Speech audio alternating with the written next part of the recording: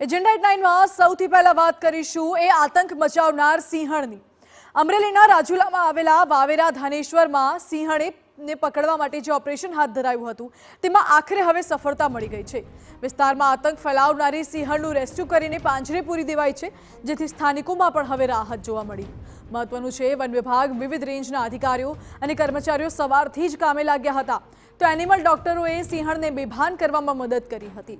ત્યારે 10 કલાકની ભારે જહેમત બાદ સિંહણ આખરે પાંજરે પુરાઈ છે। આ સિંહણે 3 લોકો પર હુમલો કર્યો હતો, જેના કારણે વિસ્તારમાં ભય ફેલાયો હતો। જો કે હાલ તો લોકોમાં રાહતનો માહોલ છે।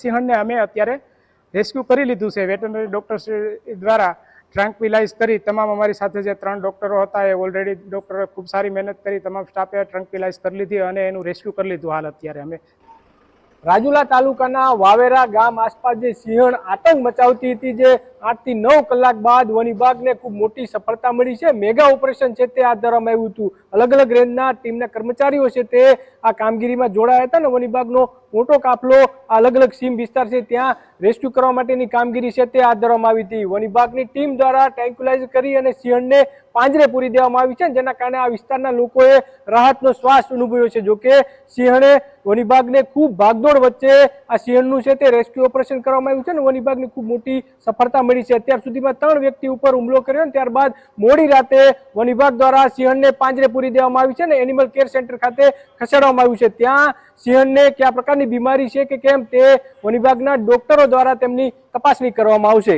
જયદેવ કાઠી, TV9 રાજુલા।